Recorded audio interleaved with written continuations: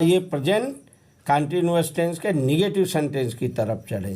चार होता है ना, तो अभी अफर्मेटिव आप पढ़े हैं, अब निगेटिव पढ़िए, फिर इंट्रोगेटिव पढ़ेंगे, फिर इंट्रोगेटिव निगेटिव पढ़ेंगे।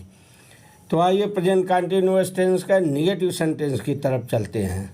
दूसरा, अफर्मेटिव पहला था, निगेटिव दूसरा।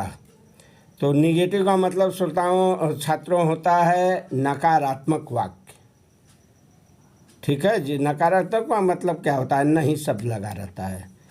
तो छात्रों पहचान जो है, इस कोई भी सेंटेंस का मैंने बताया पहचान सर्वप्रथम जरूरी होता है। तो पहचान श्रोताओं जो छात्रों जो आपने जो है अफर्मेटिव में पढ़ा है वही सेम है, केवल इसमें वाक्य के बीच में नहीं शब्द पाया जाता है, नहीं शब्द लगा रहता है, बाकी सब वही रहता है जो है रहा रही रहे रहेगा, नहीं भी रहेगा, अब जो है काम का होना पाया जाता है, कब से हो रहा, जो भी मैंने बताया अभी जो है अफर्मेटिव में सब सेम है। जैसे आप दो चार उदाहरण से देख लीजिए।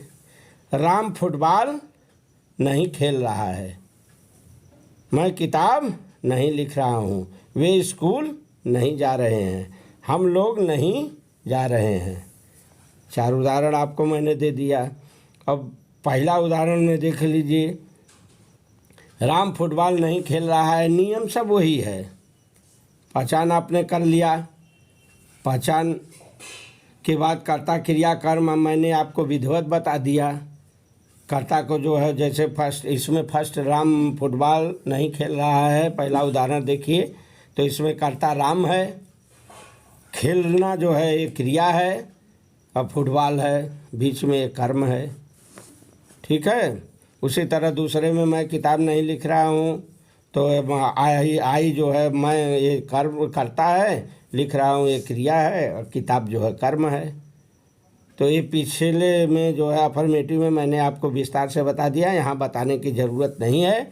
और अब आपको जो है नियम की तरफ ले चलते हैं। तो नियम श्रोताओं सेम अफर्मेटिव की तरह है। सर्वप्रथम कर्ता की अंग्रेजी लिखी जाती है, ठीक है, फिर कर्ता के अनुसार सहायक क्रिया लिखा जाता है, ये उसमें आपको बताया गया, इसमें भी वही नियम है। फिर जो है सहायक क्रिया के बाद केवल इसमें नाट जो नहीं शब्द है उसी की अंग्रेजी यहाँ आपको लिखनी होती है। फिर उसके बाद जो है मुख्य क्रिया का फर्स्ट फॉर्म लगाएंगे, आईएनजी लगाएंगे, फिर ऑब्जेक्ट को लिखकर जो है फुल स्टॉप कर देंगे। जैसे आप देख लीजिए जो है दो चार उदाहरण। राम फुटबॉल नहीं खेल रहा है, तो Ram is not playing the football. ठीक है, राम इसमें क्या है, करता है, सहायक क्रिया लगा दिए, कर्ता के अनुसार इज एम आर, तो इज यहाँ एक वचन है राम, तो इज लगेगा। अब इज के बाद यही आपको सहाय ध्यान देना है, निगेटिव में केवल सहायक क्रिया के बाद नॉट आपको लगाना है, नहीं शब्द की अंग्रेजी, बाकी फिर सेम उसी तरह आगे बढ़ना है। तो यहाँ राम फुटबॉल नहीं खेल रहा है, तो राम इज नॉट, फिर वही मुख्य क्रिया का first form playing the football, ING लग गया, उसके बाद फुटबॉल लिख दिए।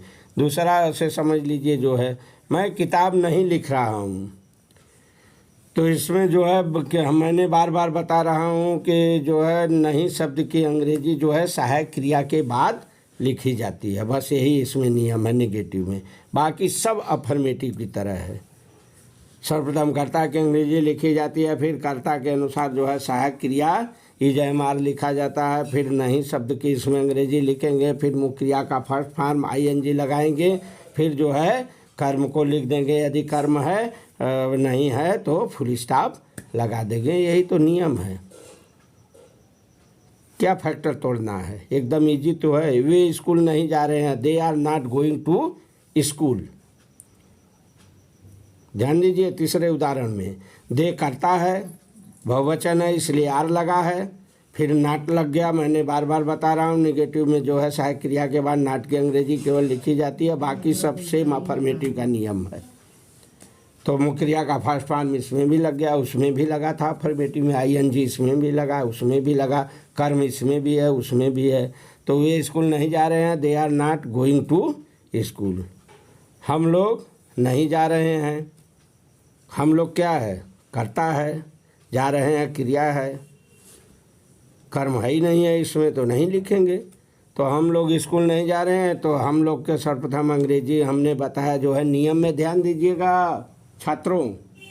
नियम में इसको रट लीजिए। सर्वप्रथम कर्ता की अंग्रेजी लिखी जाती है, उसके बाद सहायक क्रिया लिखा जाता है, उसके बाद जो है नहीं शब्द की अंग्रेजी लिखी जाती है, फिर मुख्य क्रिया का फर्स्ट फॉर्म, फिर उसमें आईएनजी, फिर जो है वाक्य में कर्म है तो कर्म को लिखकर फुल स्टॉप लगा दिया जाता है। ये नियम है, बहुत ईजी है। केवल कर्ता क्रिया कर्म को आपको समझ लेना है। इसके बाद जो है सहायक क्रिया कौन किसके साथ लगाना है। एक वचन ही सीट मैंने बता ही दिया, उसमें इसमें भी वही नियम है। ही सीट के साथ जो है इज लगेगा।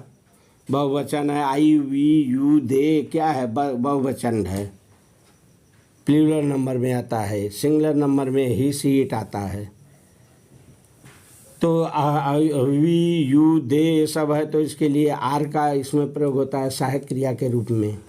आई है केवल, तो इसमें एम का प्रयोग होता है आई के साथ। ठीक है, बाकी सब नियम वही है। तो अब इसमें क्या करना है आगे, आपको कुछ नहीं करना है। अब इसको आप सूत्र से समझ सकते हैं। इसका सूत्र है, यदि कर्ता एक वचन है तो सूत्र आपका होगा यस। ध्यान दीजिएगा सूत्र की तरफ। सूत्र आपका होगा यस1 plus is plus not plus V का first form plus ING plus object. आप इसको सूत्र से भी बड़ी आसानी से बोल सकते हैं। ये यस1 का मतलब यदि कर्ता एक वचन है तो सहायक क्रिया आपने इज लगा दिया, फिर नॉट लगा दिए, फिर मुख्य क्रिया का फर्स्ट फॉर्म लगा दिए, फिर आईएनजी लगा दिए, फिर ऑब्जेक्ट लगा दिए। ये दूसरा सूत्र देखिए, यस2 plus are plus not plus V का first form plus ING plus object. यस2 का मतलब क्या हुआ, कर्ता बहुवचन। तो यदि कर्ता बहुवचन है तो उसके लिए सहायक क्रिया आपने आर लगाया, फिर नॉट लगाए, फिर मुख्य क्रिया का फर्स्ट फॉर्म आईएनजी लगाकर ऑब्जेक्ट लिख दिए। ठीक है।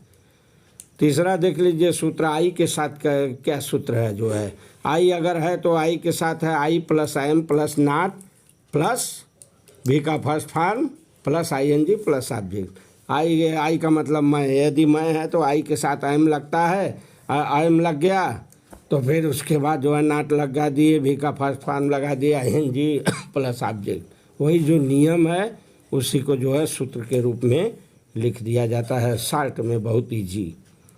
ठीक है। तो बहुत ज़्यादा अब आपको समझाने की ज़रूरत नहीं है। मुझे उम्मीद है कि आप लोगों को जो है 100% आ गया होगा, ये मेरी गारंटी है। अगर नहीं आता है तो फिर कहिए, फिर से मैं आपको धारा प्रवाह जो है बता सकता हूँ, पढ़ा सकता हूँ, सुना सकता हूँ और दिखा सकता हूँ। और फिलहाल जो है यहाँ पर मैं अब विराम लूँगा। इसके बाद जो है अब आपको प्रेजेंट कंटिन्यूअस टेंस का इंट्रोगेटिव सेंटेंस और निगेटिव सेंटेंस, ये दोनों मैं आपको एक साथ पढ़ाऊँगा। इंट्रोगेटिव क्या होता है, फिर इंट्रोगेटिव निगेटिव क्या होता है, इसमें क्या नियम है, कैसे क्या है, ये आपको जो है विस्तार से अगले जो है चैप्टर में बताऊँगा। तब तक के लिए छात्रों जो है चैनल को सब्सक्राइब कीजिए। फार्मूला ऑफ इंग्लिश ग्रामर नामक यह चैप्टर है, चैनल है formula of English grammar. Channel है, इसको सब्सक्राइब कीजिए और शेयर भी करिए छात्रों, दूसरों को भी शेयर करिए। ठीक है। इस तरह से आप लोग जो है एकाग्र होकर समझिए। मुझे उम्मीद है आप लोग 100% जो है समझ गए होंगे। धन्यवाद।